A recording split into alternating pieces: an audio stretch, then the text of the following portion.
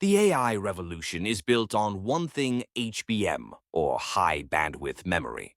And right now, a multi-billion-dollar war is raging between two Korean giants. SK Hynix just dealt a massive blow, stealing the Nvidia crown and leaving the long-reigning champion, Samsung, completely sidelined.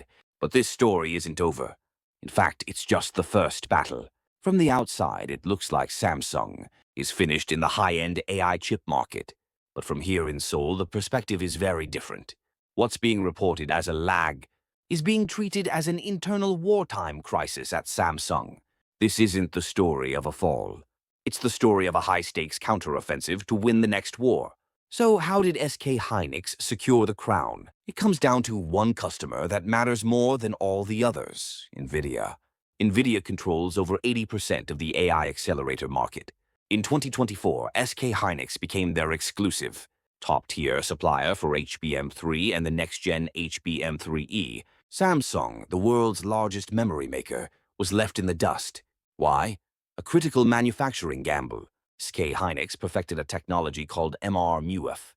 Think of it as a superior way to stack the complex 12-layer HBM chips, managing heat and getting better production yields. Samsung, meanwhile, stuck with its older method, NCF, betting it would be good enough.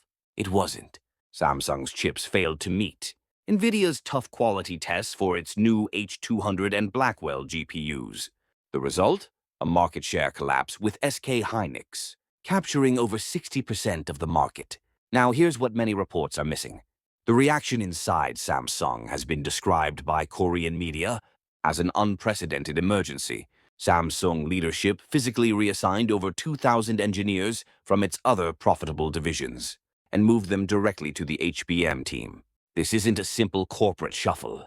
This is an all-hands-on-deck, fix-this-now emergency, treating this as an existential threat to their identity as the world's top chipmaker. So, Samsung is down, but not out.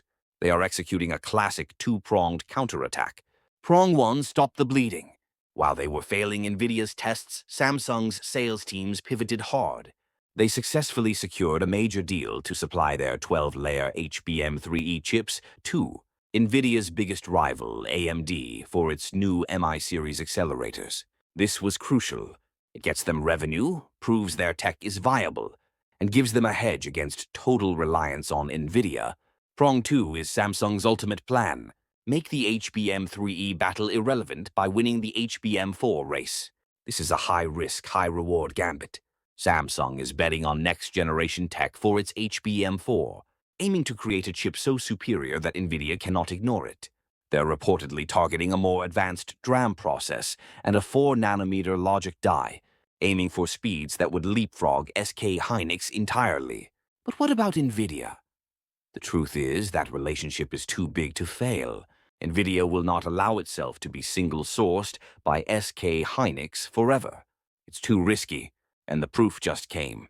Samsung and Nvidia recently announced a new AI megafactory collaboration.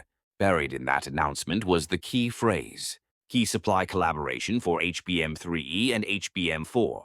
This is the signal. It means Samsung is finally back in, de-risking Nvidia's supply chain and restoring competition. So, let's be clear.